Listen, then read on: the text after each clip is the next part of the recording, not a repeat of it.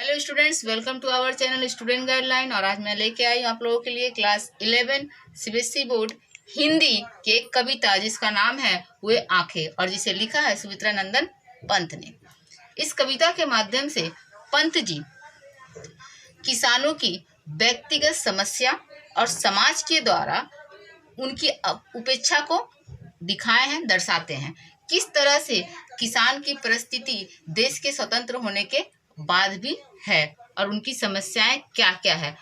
एक एक करके अगर हम कविता को पढ़ेंगे तो हर एक पंक्ति के बाद हम देखेंगे कि किसान की अपनी एक व्यक्तिगत समस्या रही और उस समस्या से किस तरह से किसान जूझता है, और साथ ही साथ देखेंगे कि किसान की मानसिक स्थिति या उसकी मानसिकता कैसी होती है स्त्रियों के संदर्भ में, पुत्र के लिए और पूरा समाज के लिए। तो चलिए पढ़ते हैं कविता वे आंखें। तो कविता है, अंधकार की गुआ सरीखी उन अखियों से डरता है मन, भरा दूर तक उनमें दारुण दैन्य दुख का नीरव रुदन। वो स्वाधीन किसान रहा अभिमान भरा आंखों में जिसका, छोड़ उसे मझधार आज संसार कगार सदृश वह खिसका। लहराते वो खेत दिनों में हुआ बेदखल, अब वो उनसे हंसती थी उसके जीवन की हरियाली जिसकी त्रिन त्रिन से। कविता के माध्यम से जैसे पहले ही बताई हूँ कि किसानों की समस्याओं को दर्शाया गया है, साथ ही साथ उसकी मानसिकता को दर्शाई गई है और जमींदार प्रथा की यहाँ बात कही गई है। देखी गई है कि जमींदारों के समय किस तरह से किसानों के साथ अत्याचार हुआ। तो क्या यहाँ पे कविता क्या है, अंधकार की गुहा सरीखी। गुहा का अर्थ क्या होता है, गुफा, ठीक है। सरीखी का अर्थ होता है समान। उन अखियों से डरता है मन। पंत जी कहते हैं कि मुझे उन अखियों से डर लगता है। किस आंख से डर लगता है, किसान की आंखों से डर लगता है। क्यों डर लगता है, क्योंकि उनकी आंखों में क्या है, अंधकार, अंधेरी गुफा की तरह उनकी आंखों में भी अंधकार है, ठीक है। भरा दूर तक उनमें दारुण, क्या उनका जो आंख में क्या झलकता है कि पूरा दूर दूर तक दर्द दिखाई देता है, नीरव है, शून्य है, कहीं से किसी भी तरह की सुख का कोई उम्मीद नहीं दिखाई पड़ता है। और पंत जी को इसीलिए उनकी आंखों से डर लगता है। वो स्वाधीन किसान रहा भरा अभिमान आंखों में जिसका, छोड़ उसे मझधार आज संसार कगार सदृश भकिसका। क्या कहते हैं, वो स्वाधीन किसान। जब किसान गुलाम नहीं था, जब किसान स्वयं खेतों का मालिक हुआ करता था, तो उनकी आंखों से क्या झलकता था, अभिमान, स्वाभिमान दिखता था, झलकता था। लेकिन आज क्या हो गया, आज की परिस्थिति कैसी है, बताया जा रहा है, छोड़ उसे मझधार आज। छोड़ उसे मझधार आज का अर्थ क्या है कि आज की स्थिति, आज देश स्वतंत्र हो चुका है, भारत स्वतंत्र हुआ, अर्थात किसान भी स्वतंत्र हो गए। लेकिन आज पूरा का पूरा संसार किसान की परिस्थिति को, जो उसकी समस्याएं हैं, उसकी तरफ ध्यान ना देकर प्रगति की ओर बह चला है, लेकिन किसान की ओर किसी का ध्यान नहीं जाता। लहराते वो खेत दिनों में, दिनों मतलब आंखों में, हुआ बेदखल अब वो जिनसे, हंसती थी उसके जीवन की हरियाली त्रिन त्रिन से। त्रिन त्रिन का अर्थ क्या होता है, घास होता है। त्रिन का अर्थ क्या होता है, घास। क्या कहा जा रहा है कि जिन खेतों को देखकर, जिन खेतों की हरियाली को देखकर उसकी आंखें चमका करती थी, उनकी आंखें खुश रहा करती थी, वो आज उस खेत से बेदखल हो चुका है। और क्या है, हंसती थी उसके जीवन की हरियाली जिनके त्रिन त्रिन से, मतलब जिन खेतों के हरियाली के कारण, उसके प्रत्येक एक एक घास के, मतलब हरियालियां, घास का अर्थ क्या, घास, हरियाली के कारण देखकर उसके जीवन में, किसके जीवन में, किसानों के जीवन में खुशियां रहा करती थी। किसान उसे देखकर मुस्कुराता था, हंसता था, उसकी जीवन आधारशिला थी।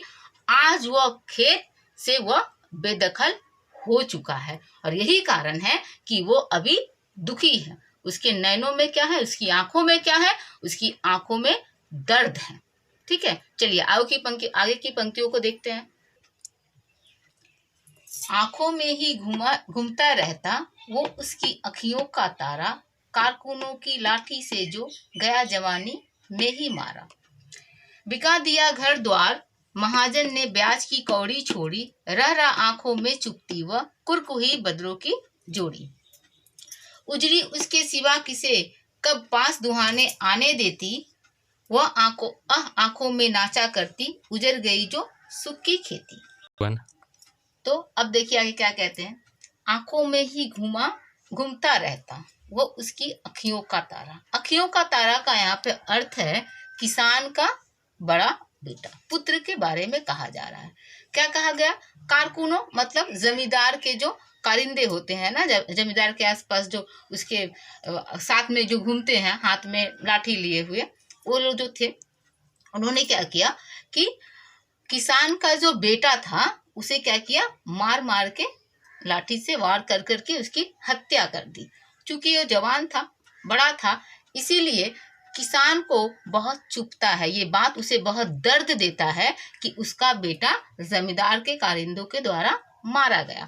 तो कहता है कि ये जो बात है ना, ये उसे उसकी आंखों में घूमता रहता है, मतलब वो उसको भुला नहीं पाता, उस दर्द को भुला नहीं पाता है।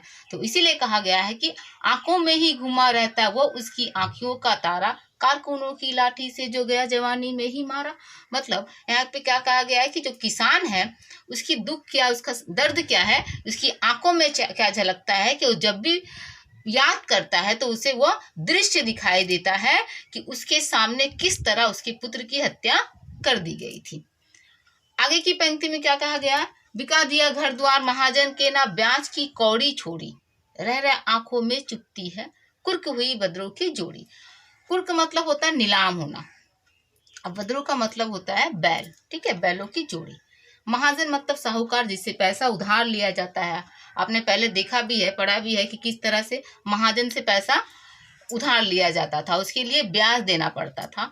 तो यहाँ पे दर्शाया गया है कि दूसरी जो समस्या है किसान की कि वो कर्ज में डूबा हुआ है। कर्ज किससे लिया है? वो महाजन से लिया है, और महाजन का जो ब्याज है वो इतना अधिक है कि उस ब्याज को चुकाते चुकाते किसान का प्रत्येक चीज बिक जाता है। क्या? उसका घर द्वार, मतलब सब कुछ। ब्याज वो, और जो महाजन है वो अपना एक ब्याज भी नहीं छोड़ता है। ठीक है, ब्याज छोड़ना ही नहीं चाहता है, और उसी को पूरा करते करते किसान की हर एक चीज बिकती चली जाती है।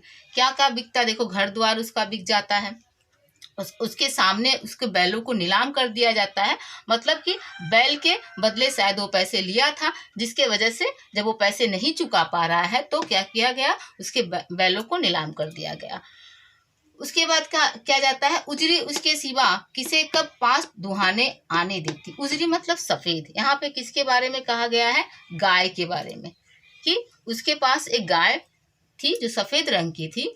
दुहाने का मतलब दूध को निकालना, तो सिर्फ वो किसको, किसान को ही अपने पास आने देती थी, उसके अलावा वो किसी को अपने पास आने नहीं देती थी। लेकिन वह सफेद गाय भी आज उसके पास नहीं है। ठीक है, तो इन सब दृश्य को क्या करता है, उसकी आंखों में नाचा करता है, वो याद करता है अपने उसी सुख वाले जीवन को, जब वो स्वयं खेत का मालिक हुआ करता था और उसके जीवन में ये सब कुछ था। क्या क्या था? उसका अपना घर था, अपने बैल थे, अपने क्या थे उसके, सफेद मतलब गाय थी, उसका पुत्र था। इन सब को याद करता है, और याद करते करते करते अपने सुख के दिनों को याद करता है, और उसी को याद करते करते और वो आगे सोचता है। क्या सोचता है, चलिए देखते हैं आगे क्या है। बिना दवा दर्पण की घरनी, स्वर्ग चली आंखें आती भर, देख रेख के बिना दूध मुही, बिटिया 2 दिन बाद गई मर। घरनी का मतलब क्या होता है ना, पत्नी। घरनी का अर्थ होता है पत्नी। ठीक है, तो अब जो किसान क्या कर रहा था, अभी हम लोग क्या देखे कि वो सोच रहा है, किसके बारे में सोच रहा है, क्या क्या उसके जीवन से चला गया। उसी सोच में यहाँ पे बताया गया कि किस तरह से उसकी पत्नी भी स्वर्गवास हो चुकी है और उसकी एक छोटी सी जो बच्ची थी, लड़की थी, उसका भी स्वर्गवास हो गया। किस तरह से हुआ? तो बिना दवा दर्पण की घरनी स्वर्ग चली आंखें आती भर, मतलब वो याद करता है उसके घर का अभाव। अब तक हम लोग देख रहे हैं कि किसान के पास किस किस चीज का अभाव है, किस तरह से वो अभावग्रस्त होता चला गया। उसी में देखते हैं कि उसकी जो पत्नी थी वो भी बिना बीमार होने के कारण हमको दवा नहीं मिल पाया और जिस कारण से वह स्वर्गवास हो चुकी है, मतलब उनकी पत्नी का देहांत हो चुका। क्योंकि माँ मर गई है, इसीलिए दूध मुही बच्ची का अर्थ क्या होता है? वो बच्चा जो बहुत छोटा होता है, सिर्फ दूध पान करके जो जीवित रहता है, बच्चा, छोटा बच्चा। तो क्या कहा गया? दूध मुही बच्ची, मतलब छोटी सी बच्ची, माँ नहीं थी, इसलिए उसका कोई ध्यान रखने वाला नहीं था, साथ ही साथ घर में अभाव था।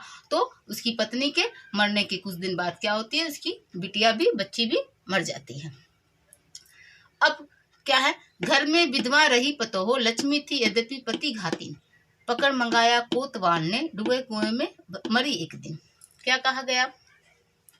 कहते हैं ये वो सोच रहा है, तभी अब आगे की पंक्ति में क्या बताया गया कि घर में उसकी एक विधवा बहू भी थी जो कि वो भी मर चुकी है। वो कैसे मरी ये बताया जा रहा है। विधवा पतोह, पतोह का मतलब क्या होता है? बहू, मतलब बेटे की पत्नी, ठीक है, बहू। क्योंकि पहले ही हम लोग को बताया जा चुका है कि उसका पुत्र का देहांत हो चुका है। किस तरह हुआ? तो जमींदार के कारिंदों के द्वारा मार दिया गया है। तो उसकी जो पत्नी है वो यहाँ पे है, विधवा है। कहती कि जब वो विवाह करके, कहा गया जब वो विवाह करके आई थी तो उसे सभी लोग लक्ष्मी मानते थे, ठीक है, लक्ष्मी मतलब लक्ष्मी मानते थे। लेकिन अब पहले शुभ मानते थे, लेकिन जब उसका पति का देहांत हो चुका है तो वही समाज अब उसे क्या मानता है? अपने पति का हत्यारा, ठीक है। अब उसे पति का हत्यारा मानता है। हत्यारा मानने के कारण क्या हुआ? एक दिन कोतवाल से थाने में उसे बुलाया जाता है, उससे पूछताछ किया जाता है। उसके बाद क्या होता है? जब उससे ये सब पूछा जाता है तो वो इस बात को, इस दुख को, इस उपेक्षा को क्या करता है? वो सह नहीं पाती है। समाज में जो उसे लोग इस तरह की बातों से उसे जो अपमानित किया जाता है, उस अपमान को वो सह नहीं पाती है और एक दिन क्या करती है? कुएं में जाकर डूबकर आत्महत्या कर लेती है, ठीक है। खैर पैर की जूती जोरू ना सही एक दूसरी आती, पर जवान लड़के की सुधकर सांप लौटते फटती छाती।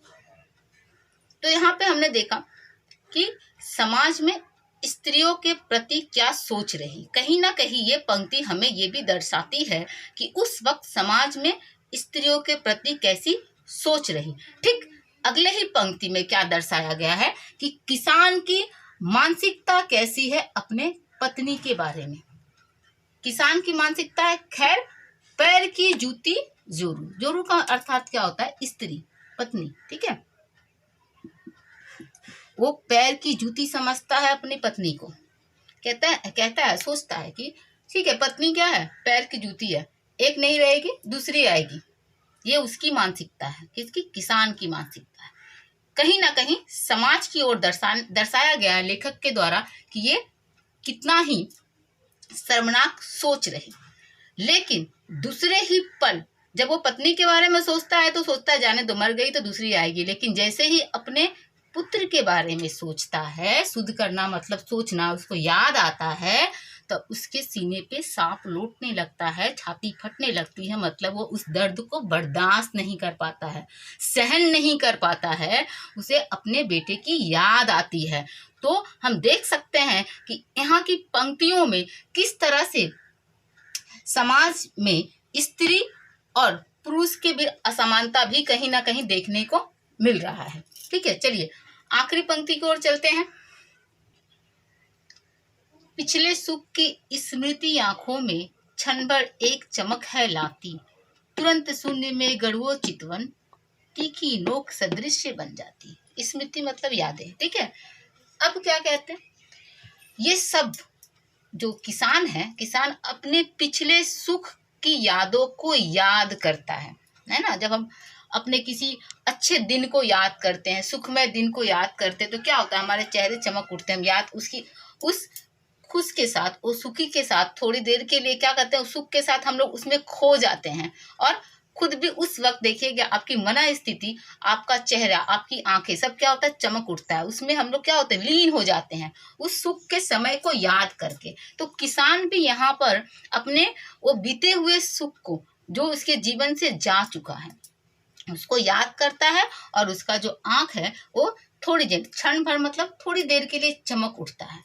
लेकिन जैसे ही उसको अपनी वर्तमान स्थिति की याद आती है, वो जो उसकी सोच होता है, वो जो यादें होती हैं, वो जो स्मृति होती है, वो तुरंत, वो जो खुशियां होती हैं तुरंत शून्य हो जाता है, मतलब खो जाता है।